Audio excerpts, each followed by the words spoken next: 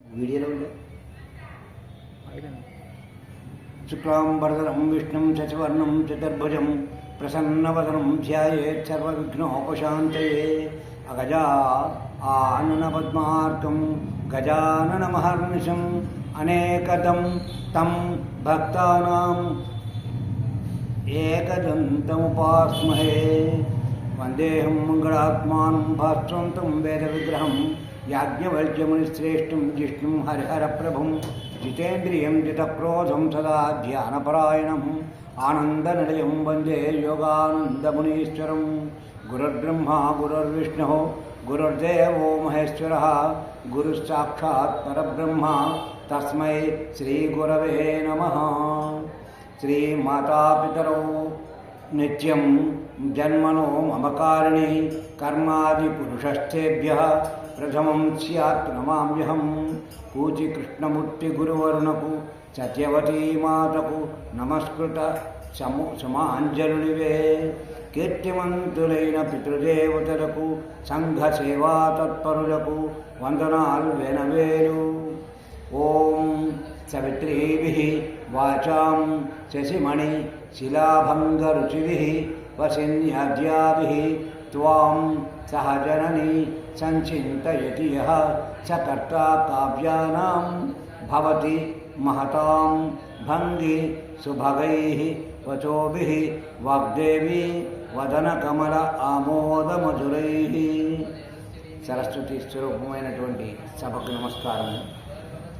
యోంతః ప్రవిశ్య మమ వాచమిమాం ప్రసుప్తాం సంజీవయతి అఖిల శక్తిధరస్వధామ్నాం అన్యాంశ్చ హస్తచరణత్వగాదీన్ ప్రాణాన్ నమో భగవతే పురుషాయ తుభ్యం. ఏ పరమేశ్వరుడైతే మన యొక్క ఉచ్ఛ్వాస నిశ్వాసల రూపంలో లోపలికి ప్రవేశించి మన యొక్క సకల ఇంద్రియాలని సకల అవయవాల్ని సవ్యంగా పనిచేయిస్తున్నాడో అటువంటి పరాత్పరునికి శిరసా ప్రణమిల్లి ఈనాటి ఈ తిరుప్పావై ప్రవచనాన్ని ప్రారంభం చేస్తున్నాను. నీలాతుంగస్తనగిరితటీ సుప్తముద్బోధ్య కృష్ణం పారాఢ్యం త్వం శృతిశతశిరశ్చిద్ధమధ్యాపయంతి స్వచ్ఛిష్టాయాం ప్రజనిగళితం యా బలాత్కృత్య భుంక్తే గోదాతస్యై నమయిదమిదం భూయ ఏవాస్తు భూయః. ధనుర్మాస వ్రతంలో ఈరోజు 10వ రోజు కాబట్టి మనం 10వ పాసురాన్ని అనుసంధానం చేస్తూ ఆండాడి తల్లి మనకి ఇచ్చేటటువంటి జ్ఞానాన్ని తెలుసుకోవడానికి ప్రయత్నం చేద్దాం. నాత్తువర్కుం పుగుర్ గిన్ర అమ్మనాయ్ మోత్తం తారారో వాసల్ తిరవాదార్ నాత్తాత్తుడాయ్ ముడి నారాయణన్ நம்மால் போத்தப்பரேத்தம் புண்ணியனால் பண்டோருநாள் கூத்தத்தின் வாய் வேழு அந்த கும்பகர்ண அனும் தோத்து முனக்கே பெருந்துயில் தான் தந்தானோ அத்த ஆனந்தருடையாய் அருங்கலமே தேத்தமாய் வந்து తిరవేలోరింబావాయ్. ఈ పాసురం యొక్క అర్థం ఏమిటంటే ప్రతి పాసురంలోనూ మనకు ఆండాడుతూ చెప్తున్నటువంటి ఏంటంటే ఆ శ్రీకృష్ణ భగవానుని మనం శరణ కోరాలి, ఆయనే మనల్ని రక్షించాలి అని చెప్పేసి చెప్తారు. ఈ 30 పాసురాల్లో కూడా ఆమె మనకి ముఖ్యంగా చెప్పదలుచుకున్నది ఏంటంటే సర్వకాల సర్వావస్థలందు ఆ పరమేశ్వరుని మర్చిపోకూడదు అని చెప్తాం. ఇందులో ఏమేమి విశేషాలు చెప్పింది అనేటటువంటి చూద్దాం. నోమును ఎందుకు నస్తున్నాము అంటే శ్రీకృష్ణ సంశ్లేషణము అంటే ఆ పరమేశ్వరునికి దగ్గరగా చేరడము. అలా చేరితే ఏమొస్తుంది? సుఖాన్ని అనుభవించవచ్చు. అలాంటి సుఖం అనుభవిస్తున్నటువంటి ఆ సుఖాన్ని పొందుతున్నటువంటి ఒక గోపికని ఈరోజు నిద్రలేపుతోంది. ఓయమ్మ తలుపులు తెరువు. తలుపు తెరవకపోయినా పర్వాలేదు కానీ నోరు తెరిచి మాట్లాడచ్చు కదా. తలుపులు తెరవాలంటే నువ్వు మంచం నుంచి లేవాలి, తలుపు దాకా రావాలి. కానీ నోరు తెరవాలంటే మంచం మీద ఉండి కూడా మాట్లాడచ్చు కదా. అందుచేత నువ్వు జ్ఞానివి. ఎందుకంటే శ్రీకృష్ణ పరమాత్మని నీ దగ్గరగా ఉంచుకోగలిగావు. కాబట్టి నువ్వు ఒక్కసారి నోరు తెరిచి మాట్లాడు. ఎందుకంటే జ్ఞానుల యొక్క ప్రవర్తన కంటే జ్ఞానుల యొక్క మాటలు మమ్మల్ని ఉత్తేజపరుస్తాయి, సంస్కరింపజేస్తాయి. దానివల్ల మేమందరం కూడా సంస్కారులమవుతాము అని చెప్తోంది ఆండాళ్ తల్లి. నువ్వు తలపతి ఇవ్వకపోయినా పర్వాలేదని ఎందుకంది అంటే ఇక్కడ చెప్తోందండి, పరిమళాలను వెదజల్లేటటువంటి తులసి మాలలని కిరీటంగా ధరించి ఉన్నాడు స్వామి. కాబట్టి ఆ తులసి యొక్క వాసనలు మా దాకా చేరుతున్నాయి. ఎప్పుడైతే మా దాకా చేరుతున్నాయో లోపల పరమాత్మ ఉన్నాడో అని మేము ఊహించేసుకోగలం. కాబట్టి నీ దగ్గరే పరమాత్మ ఉన్నాడు కాబట్టి నువ్వు తలుపు తీసి ఆ పరమాత్మ యొక్క దర్శనాన్ని మాకు కలుగ చెయ్యి అని అడుగుతాను. అంతేకాదు శ్రీమన్నారాయణుడు మనందరి చేత స్తోత్రం చేయబడిన వాడే చాలా సంతోషించి మనకి వ్రతోపకరణాలు ఇస్తాను అని చెప్పాడు, వాగ్దానం చేశాడు. అటువంటి పరమాత్మ రామావతారంలో ఏం చేశాడు అంటే కుంభకర్ణుడిని వధించాడు. ఆ కుంభకర్ణుడు చనిపోతూ అతని యొక్క నిద్ర ఏమన్నా నీకు ఇచ్చాడా ఏమిటి? అతని యొక్క నిద్ర నీకేమైనా ఇచ్చేసి వెళ్ళాడా ఏమిటి? అంతసేపు నిద్రపోతున్నావు అని అడుగుతోంది ఇక్కడ ఆ అండాడుతుంది. అంతేకాదు ఓ పెద్ద నిద్ర కలిగిందానా, లేచిరా, మాకందరికీ శిరోభూషణమైన దానివి. ఎందుకంటే నువ్వు ఇంతకన్నా మాకందరికంటే ముందరే ఆ శ్రీకృష్ణుడిని వశపరుచుకున్నావు. కాబట్టి నువ్వు మాకందరికీ ఈ వ్రతం ఎలా చేసుకోవాలో అనేటటువంటిది నేర్పగలిగినటువంటి సమర్థురాలివి అని చెప్పి 5వ గోపికని ఈ రోజుని నిద్రలేపుతోంది. వేదాలు అధ్యయనం చేయాలంటే సమర్థుడైనటువంటి ఒక వేద ఆచార్యుడు కావాలి. అలాంటి విషయంలో శ్రీకృష్ణ సంశ్లేషణం పొందాలి అంటే ఆ శ్రీకృష్ణుడిని ఎవరైతే పొందారో వాళ్ళు మనకి దగ్గర వాళ్ళని కనుక మనం పట్టుకున్నట్లయితే ఏ విధంగా పరమాత్మని పట్టుకోవచ్చో వాళ్ళు చెప్తారు. అందుచేత అందులో నువ్వు గొప్పదానివి కాబట్టి నిన్ను పట్టుకుంటున్నావు. అందుకని నువ్వు మాత్రం మా దగ్గరకు వచ్చి మమ్మల్ని ఆ మార్గంలో, ఏ మార్గం? శ్రీకృష్ణుడిని పట్టుకునేటటువంటి మార్గంలో మమ్మల్ని నడిపించు. అలా నడిపిస్తే ఏమవుతుంది? ఈ ఊర్లో వారందరూ కూడా కృష్ణుడిని పట్టుకునేటటువంటి అవకాశం కలుగుతుంది. మేమందరం కూడా చాలా ఆనందిస్తాం ఆ శ్రీకృష్ణుడి దగ్గరికి వచ్చి. ఎలాంటి ఆనందం పొందుతాం? ప్రస్తుతం నువ్వు ఏ ఆనందాన్ని అయితే పొందుతున్నావో ఆ ఆనందాన్ని మేము కూడా పొందుతామమ్మా, మాకందరికీ పంచిపెట్టు. ఇందులో ఒంటరిగా నువ్వు ఒక్కదానివే ఆనందం అనుభవించాలని చెప్పేసి అనుకోకూడదు. మేమందరం ఎందుకు వస్తున్నాం? అందరం అనుభవించాలి అని. నిన్నెందుకు పిలుస్తున్నాం? మాకు దారి చూపిస్తావని. నువ్వు మా దగ్గర ఉంటే ఆ ఫలానా ఆవిడ తీసుకొచ్చింది కాబట్టి వీళ్ళందరూ మంచివాళ్ళే అని చెప్పేసి ఆయన అనుకుంటాడు. కాబట్టి నిన్ను మేము నాయకురాలిగా ఎంచుకున్నాము. కాబట్టి నువ్వు వచ్చి మమ్మల్ని ఆ శ్రీకృష్ణుడిని ఎలా చేరాలో అటువంటి మార్గాన్ని మమ్మల్ని నడిపించు అని చెప్తాను. నీకెందుకు శ్రీకృష్ణుడి దగ్గరికి వచ్చాడని అనుకుంటావు, మేము మాకెలా తెలిసిందంటావేమో. ఆ శ్రీకృష్ణుడి ఇల్లు నీ ఇల్లు పక్కపక్కలనే కాబట్టి ఆయన ఎప్పుడు ఉంటాడో ఎప్పుడు ఉండడో ఎలాగా ఆయన్ని వశపరుచుకోవాలో అన్నీ నువ్వు తెలుసుకుని ఉన్నావు. మేమంటే చాలా దూరం నుంచి వచ్చాం అని చెప్పేసి చెప్తోంది ఆండాళ్ తల్లి. ఇక్కడ ఆండాళ్ తల్లి యొక్క సంకల్పం ఏమిటి? అందరూ కలిసి ప్రతిఫలాన్ని పొందాలి, నేను ఒక్కదాన్ని పొందకూడదు. కారణం, ఒక్కళ్ళు పొందితే దాని యొక్క ఆనందం సరిగా అనుభవించలేరు. అందరూ కలిసి కనుక పంచుకున్నట్లయితే మీరు చెప్పబట్టి ఆ కృష్ణుడి దగ్గర నేను ఇంత ఆనందాన్ని పొందానండి, మీరు చెప్పబట్టి ఈ పని నాకు సులువుగా అయిందండి అని ఎలాగైతే ఆనందాన్ని పొందుతామో ఆ ఆనందం అలాగ ఒకరికొకరు పంచుకుంటే ఉన్నటువంటి ఆనందం మరింతగా పెరుగుతుంది అని చెప్పి ఈమె ఏమని చెప్తుంది? వీరాళ్ ఈ భూమి మీద ఉండేటటువంటి సకల ప్రాణులు ఒక్కటే అని చెప్తోంది. ఇది మన ఆండాళ్ తల్లి యొక్క హృదయ వైశాల్యం అని చెప్పాలి. అంటే ఆమె యొక్క ఆలోచన స్థితి అంత గొప్పది. ఎందుకు? అందరూ ఒక్కటే అని అనుకోవడం అనే చాలా గొప్ప విషయం. అలా కాకుండా నేను ఒక్కదాన్ని చాలా భక్తురాల్ని, మిగిలిన వాడు కొంచెం భక్తులు అంటే తేడా వచ్చేసింది ఇక్కడ. అలా కాకుండా అందరూ కలిసి మేమంతా కృష్ణ భక్తులం అన్నారనుకోండి, అందులో వాళ్ళ యొక్క గౌరవము గొప్పతనము కనిపిస్తూ ఉంటుంది. అందుచేత అటువంటి ఔదార్యం కలిగినటువంటి ఆండాళ్ళ తల్లి కాబట్టి ఒక్కొక్కరిని లేపుతూ తనతో పాటు చేర్చుకుని ముందుకి సాగుతూ అందరూ కలిసి ఈ ప్రతిఫలాన్ని పొందాలి అని కోరుకుంటారు. శ్రీకృష్ణుని వద్ద వ్రత పరికరాల కోసం అందరూ కలిసి వెళ్ళాలి. అలా వెళ్ళి అడిగితే అప్పుడు ఆ శ్రీకృష్ణుడు కాదు అని అనలేడు. అందుచేత మనం అందరం కలిసి వెళ్దాము అని చెప్తాము. అందుకని ఒక్కొక్క గోపికని లేపుతూ 5 రోజుల నుంచి ఇవాళ 5వ గోపికని నిద్ర లేపుతోందన్నమాట. గోష్ఠిగా వెళ్ళాలి, అందరూ కలిసే వెళ్ళాలి, విడివిడిగా వెళ్ళకూడదు అనేటటువంటిదే ముఖ్యమైనటువంటి లక్ష్యం ఆండాళ్ళ తల్లికి. మానవ జీవితం అంటేనే సుఖం దుఃఖం, ఈ రెండు ఒక నదిలో తరంగాలు ఎలా అయితే ఒకదాని వెంట ఒకటి వస్తూ ఉంటాయో అలాగా మనకి సుఖమైన దుఃఖమైన ఒకదాని వెంట ఒకటి వస్తూ ఉంటాయి. ఒక సుఖం కానీ ఒక దుఃఖం కానీ స్థిరంగా నిలబడిపోదు ఎవరికి కూడాను. సుఖానంతరం దుఃఖం, దుఃఖానంతరం సుఖం, చక్రవత్ పరివర్తంతే సుఖానిచ దుఃఖానిచ అన్నారు.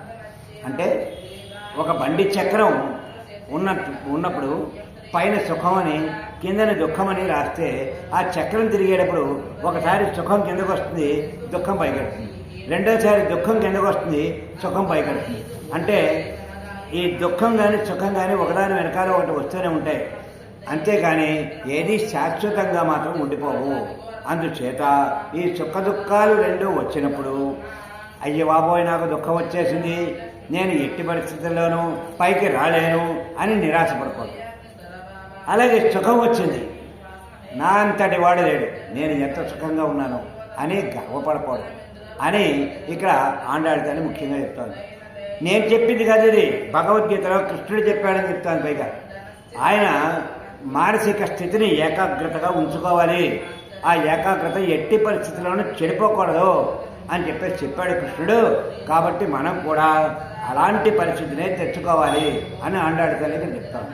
మరి ఏకాగ్రత ఎలా చెడిపోతుంది అంటే సుఖం వచ్చినప్పుడు అహంకారం వస్తే ఏకాగ్రత చెడిపోతుంది, అలాగే దుఃఖం వచ్చినప్పుడు నిరాశ వస్తే ఏకాగ్రత చెడిపోతుంది.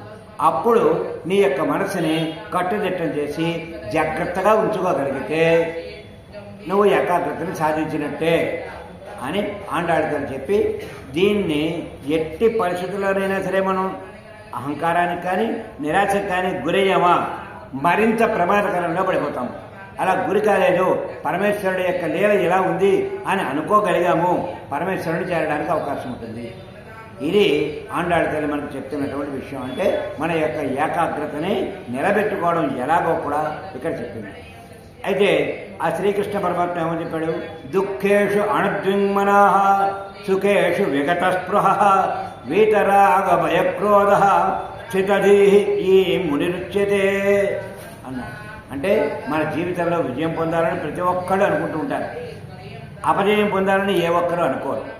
కానీ నిరంతరం లక్ష్యాన్ని చేరడం కోసం మనం ఆ పరమేశ్వరుని యొక్క నామాన్ని మననం చేసుకుంటూ నిరంతరం తన ఆయన్నే ఎవరైతే స్మరిస్తారో అలాంటి వాళ్ళని ముని అని పిలుస్తారు.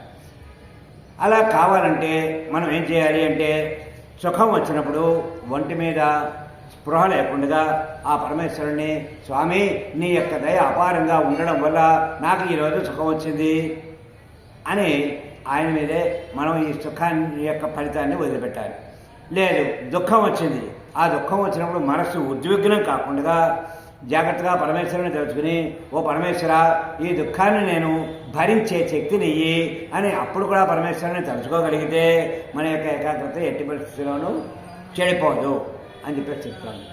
అయితే ఈ విషయాన్ని ఆండాళ్ళ తల్లి బాగా 1-2 సార్లు ఈ పాత్రల్లో చెబుతూ, ఎప్పుడైతే మనకి మనసులో రాగం భయం అవుతుందో ఆ భయం క్రోధంగా మారుతుంది.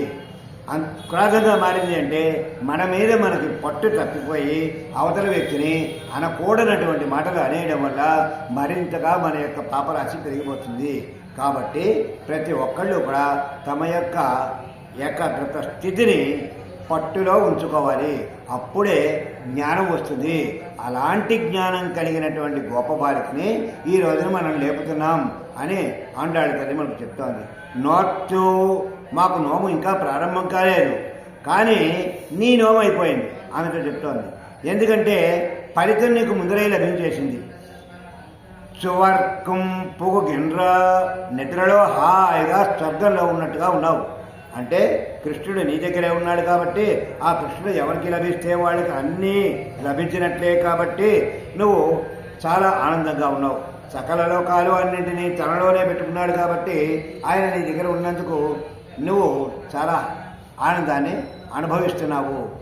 కాబట్టి ఆ భగవంతుడు అంటే ఆ భగవంతుడే రూపుదాల్చి ప్రస్తుతం మన ఎదురుగుగా ఉన్నటువంటి వాడు ఎవరు అంటే ఆ శ్రీకృష్ణ పరమాత్మే.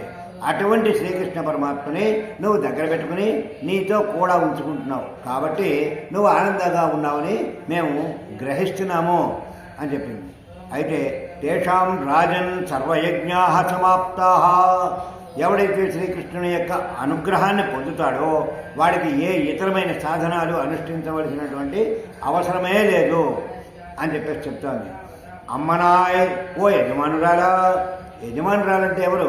ముందర ఉండి వెనకాల ఉన్నటువంటి వాళ్ళని ఇదిగో ఈ మార్గం వైపుని మనం ప్రయాణం చేద్దాం, ఇక్కడ చాలా సులభమైనటువంటి మార్గం అని ఎవరైతే చెప్తారో వాళ్ళు యజమానురాలతో సమానము అని చెప్తారు. మాత్తమం తారారో, ఒక మాట మాతో మాట్లాడకూడదా? మాట్లాడవమ్మా అంటారు. వాష తిరువాదార్, తలుపులు తర్వాత తీద్దుగాని కానీ లోపల ఉండే మాట్లాడు. నువ్వు భాగవతోత్తమురాలివి, నిన్ను సేవించుకోవడం ముఖ్యం. నిన్ను శ్రీకృష్ణ సేవ నుండి మేము వేరు చేసేస్తున్నామని మాత్రం అనుకోకూడదుమా. ఎందుకంటే నీ పక్కనే శ్రీకృష్ణుడు ఉన్నాడు కాబట్టి మా కోసం నువ్వు తలుపు తీసి మా దగ్గరికి కనుక వచ్చినట్లయితే శ్రీకృష్ణుడి నుంచి దూరంగా మేము తీసుకొచ్చేసినట్టుగా నువ్వు అనుకుంటావేమో. అలాగే ఏమీ అనుకోవాల్సినటువంటి పని లేదు. నీ యొక్క మాట చాలు మాకు. ఎందుకు అంటే మహాపురుషుల యొక్క ప్రవర్తన కంటే వాళ్ళ యొక్క మాటలు మనకి శిరోధార్యములు. అందుచేత నువ్వు ఒక్క మాట మాట్లాడితే అది మాకు రక్షగా ఉపయోగపడుతుంది. వీళ్ళు కృష్ణుడు లోపల ఉన్నాడని గట్టిగా నమ్మి వీళ్ళు అనుమానిస్తున్నారు అనేటటువంటి భావం లోపల ఉన్నటువంటి గోపికకి కలిగింది. అప్పుడు ఆమె ఏం చెప్తోంది, ఏం మాట్లాడినా వీళ్ళు తప్పు పడతారు నన్ను, అందుకని లోపల ఉన్న గోపాలకి అనుకుంటుంది అనమాట, వీళ్ళతోటి మనం మాట్లాడాలి అని చెప్పి కృష్ణుడు లోపల లేడు. ఎందుకు లేడని చెప్పగలుగుతున్నానంటే తలుపులు మూసేస్తున్నాయా లేదా? మీరు తలుపు తెరవమని చెప్తున్నారు కదా, అలా తలుపులు మూసేసి ఉంటే ఆయన లోపలికి ఎలా వస్తాడు? బయటే ఉంటాడు కదా మీకులాగా. అందుచేత లోపల లేడు అని చెప్పేసి చెప్తాను. అయితే వీళ్ళంటున్నారు నాత్తొడాయమడి, ఆయన తులసి దళాలు కిరీటంగా ధరిస్తాడు కాబట్టి ఆ తులసి వాసనలు మేము చూసి అవి పీల్చి లోపల ఉన్నట్టుగా మేము భావిస్తున్నాం. కాబట్టి ఆ కృష్ణుడిని మాకు అందేలాగా చెయ్యి అని వీళ్ళు జవాబు చెప్తున్నారు. చెబితే లోపల ఉండేటటువంటి గోపాలకి అంటుంది, లేనిపోయినటువంటి అబండాలన్నీ కూడా నా మీద వేయకండి, కావాలంటే చూడండి అని తలుపు తీసింది. లోపల కృష్ణుడు లేడు. మరి వాసనలన్నీ ఎక్కడి నుంచి వచ్చాయి? కృష్ణుడి కోసం ఆమె తయారు చేసినటువంటి తులసిమాలల నుంచి వాసన వచ్చింది అంతే. అందుచేత తలుపులు తీసేటప్పటికల్లా కృష్ణుడు ఎక్కడి నుంచి వస్తాడు? తలుపులు వేసున్నాయి కదా అని అడిగావు కదా. సకల లోకాలు ఆయనలోనే ఉన్నప్పుడు ఆయనకి తలుపులు అడ్డవుతాయా? అంతటా వ్యాపించి ఉన్నాడు కదా. నీ దగ్గర ఉండకపోవడం పెద్ద గొప్ప, ఉండడం గొప్ప ఏమీ కాదు. ఆయన నీ దగ్గరే ఉంటాడు. ఎందుకు? నువ్వు ఎప్పుడో ఆయన్ని వశపడి చేసుకున్నావు అని చెప్పేసి చెప్తున్నారు వీళ్ళు. అంటే ఎలా ఉంటాడనుకుంటున్నావు? మా దగ్గర తలుపులు వేసేసి ఉంటే రాలేడు కదా అని మళ్ళీ చెప్తుంది ఆమె. అప్పుడు వీళ్ళు చాలా గట్టిగా చెప్తున్నారు. ఏమని చెప్పారు? నారాయణన్ అని ఆయన పేరు. అంటే మొత్తం అంతా వ్యాపించి ఉన్నాడు, ఇంకా వ్యాపించడానికి చోట్లేదు. అటువంటి వాడు నీ దగ్గర లేడంటే మేము ఎలా అంగీకరించగలుగుతాం? చేతన అచేతన అనేటటువంటి, అంటే కదిలేవి కదలనటువంటివి వస్తువులని రెండు రకాలే ఉంటాయి. ఈ రెండిట్లలోనూ కూడా ఆయన ఉన్నప్పుడు నీ దగ్గర లేడని మేము ఎలా అనుకుంటాము? నమ్మాల్ పోత్తప్పరైతరం, దేవతలకు అందని స్వామి మనలాంటి సామాన్యులందరికీ అందేవాడు ఆయన. పుణ్యనాల్, పుణ్యాన్ని ఇచ్చే ఉదారుడు ఆయన, అందరికీ అందవలసిన వాడు. నీ ఒక్కదాని వద్దే పెట్టుకోవడం సబవా అని అడిగారు. పండరునాళ్, ఇది వరకు ఒకనాడు కొత్తన్ వాయువ్యేళ్ళంద కుంభకర్ణం లోగడ రామావతారంలో కుంభకర్ణుని వధించాడు శ్రీరాముడు అని అనుకున్నారు. కానీ కుంభకర్ణుని రాముడు వధించలేదు. ఆయనే మృత్యుదేవత యొక్క నోట్లో చేయి పెట్టాడు. ఆ మృత్యుదేవతని ఉసిగొలిపాడు. కాబట్టి ఆయన ఆ విధంగా చనిపోవలసి వచ్చింది. అంతటి వాడు కూడా చనిపోతూ ఆ బద్ధకం కాస్త నీకు ఇచ్చేశాడా ఆ నిద్ర అని అడుగుతున్నారు. అందుకని ఇప్పటిదాకా నువ్వు మాట్లాడలేదా నువ్వు అని అడుగుతున్నారు. ఎలా ఉందంటే ఒక కీటకం దీపం యొక్క కాంతిని చూసి అది పండు అనుకుని దాని చుట్టూరా తిరిగి ఒక్కసారి దాన్ని ముద్దు పెట్టుకోవాలని చెప్పేసి దీపం దగ్గరికి వెళితే దాని యొక్క రెక్కలన్నీ కాలిపోయి దాని మూతి కాలిపోయి అది చనిపోతే ఆ తప్పవది దీపంగా ఆశపడినందుకు కీటకాంతి అవుతుంది.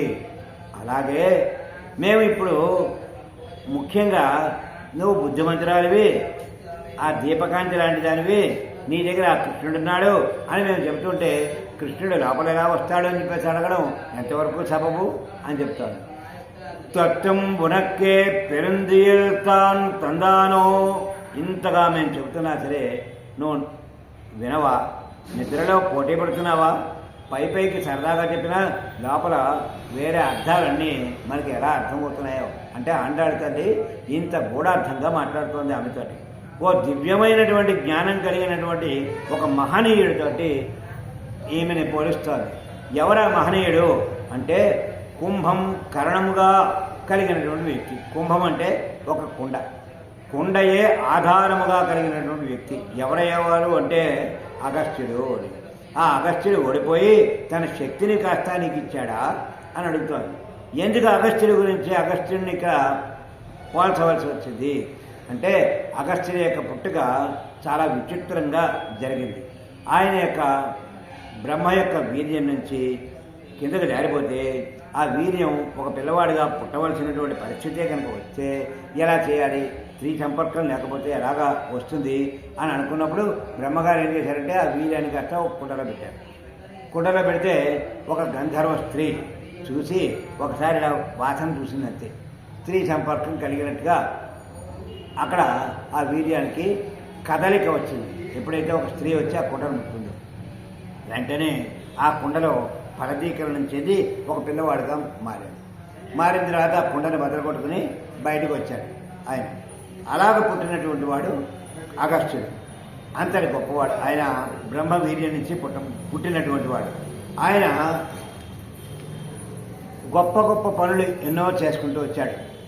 అయితే శివుని యొక్క వివాహం జరిగేటటువంటి సమయంలో హిమాలయ పర్వతం బాగా ఎత్తుగా పెరిగిపోతుంటే దీని మీద వింధ్య పర్వతం చాలా పోటీపడి అంతకంటే ఎత్తు పెరిగిపోతారు.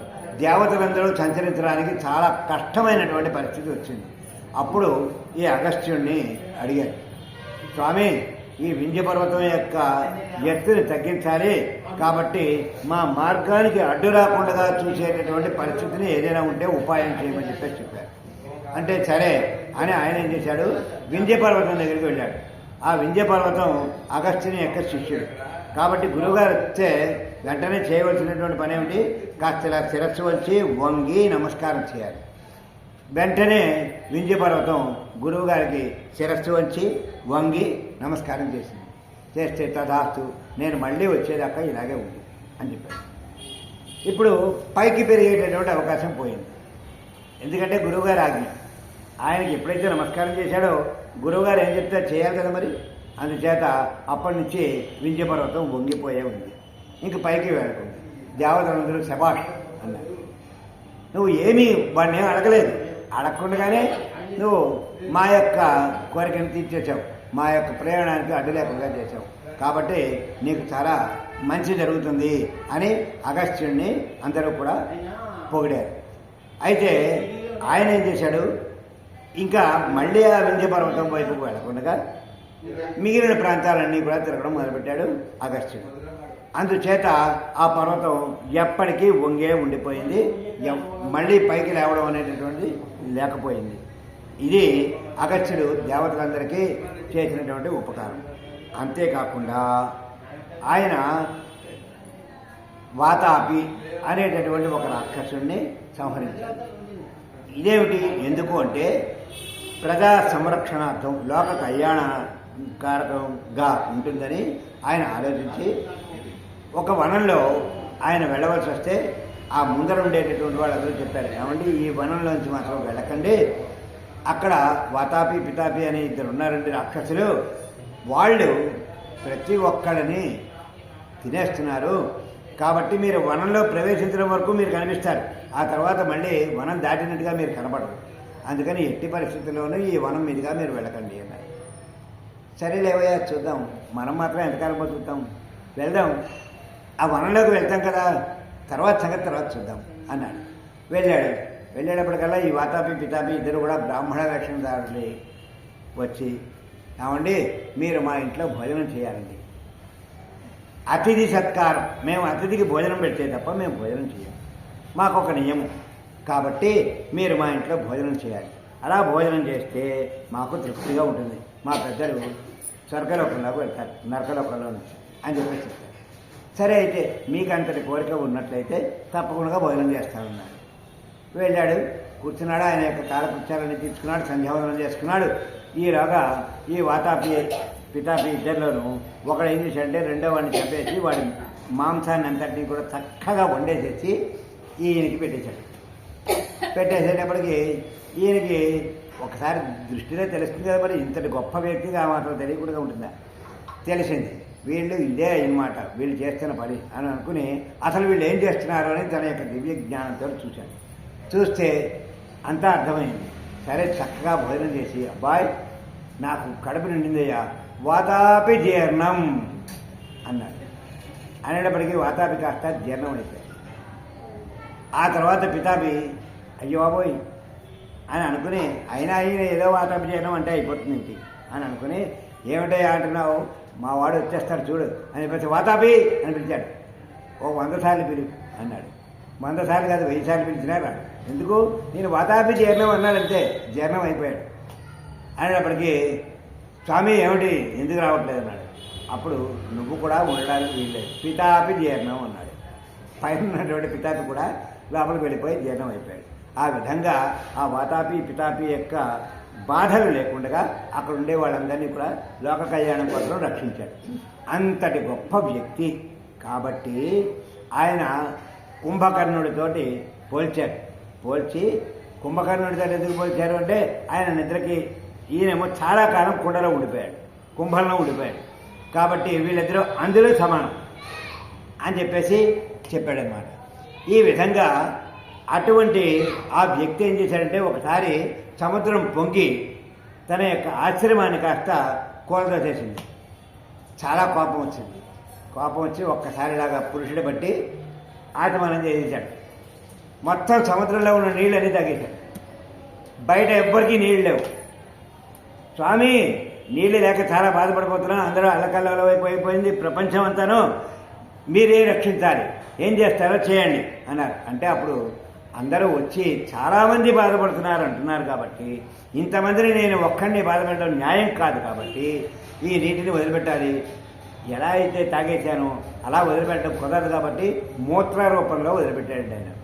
అందుకనే మనకి సముద్రంలో ఉన్న నీళ్ళన్నీ ఉప్పగా ఉంటాయి.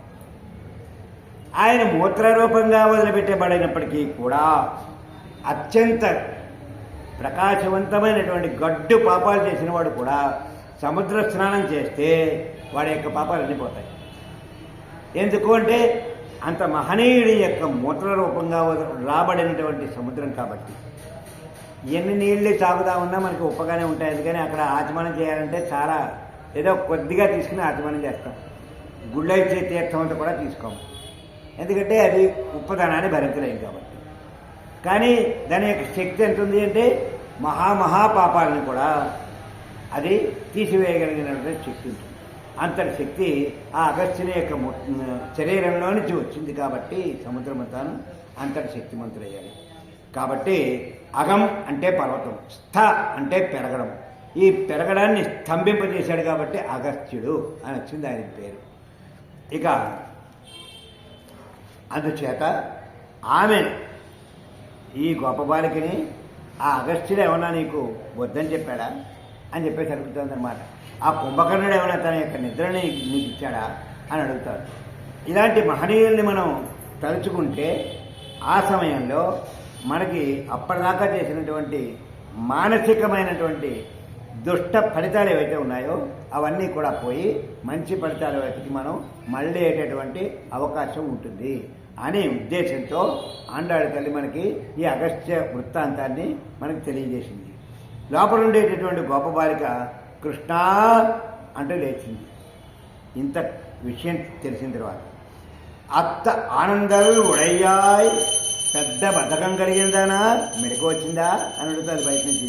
అక్కడ లోపల నుంచి కృష్ణ అని వినపడింది కదా, మరి బద్ధకం కలిగిందానా, నీకు ఇప్పుడు మెడకు వచ్చిందా, ఆరంగళమే అతిలోక సుందరం అని చెప్పేసి నీకేమైనా గర్వంగా ఉందా అంటారు.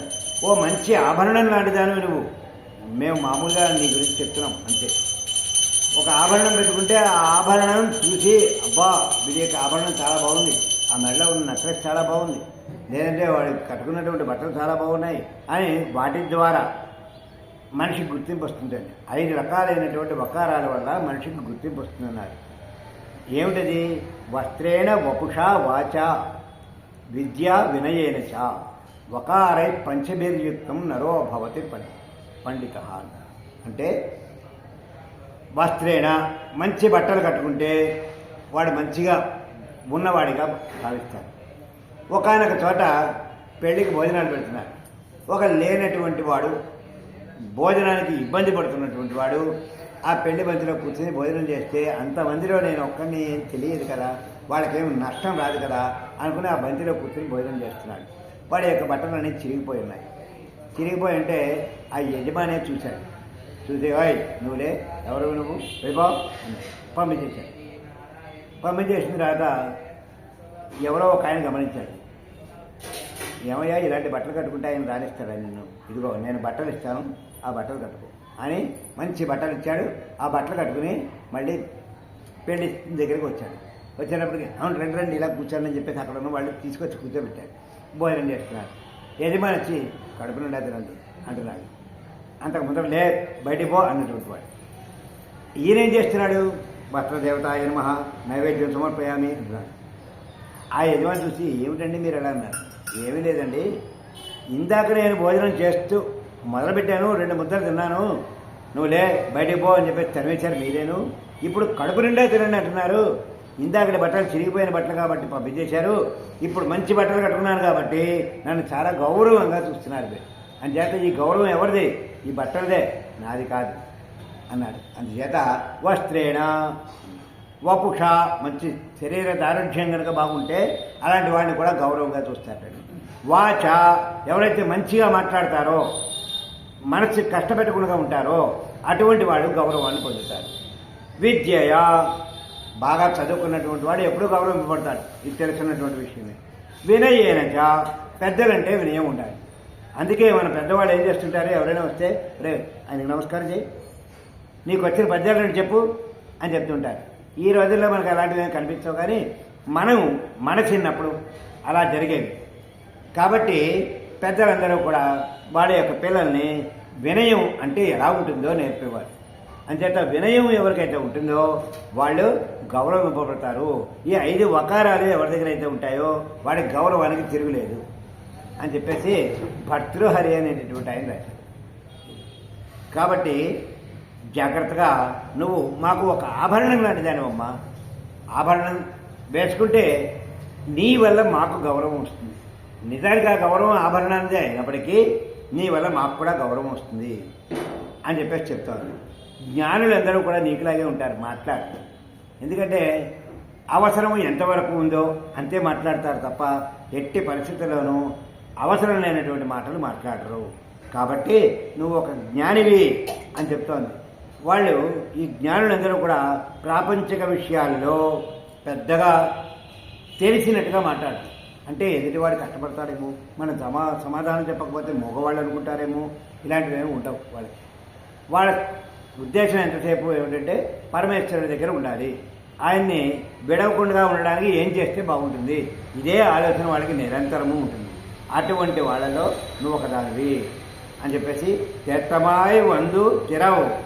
అందుకని నువ్వేం చేస్తావంటే జ్ఞానివి కాబట్టి తొందరగా నువ్వు సామాను సర్దుకుని మా దగ్గరికి వచ్చి మమ్మల్ని ఈ వ్రతం పూర్తి చేయించడానికి ముందుకు తీసుకెళ్ళవలమ్మా అని చెప్పేసి ఆమెను ప్రార్థిస్తూ ఈ పాత్రాన్ని ముగించింది ఆండాళి తల్లి.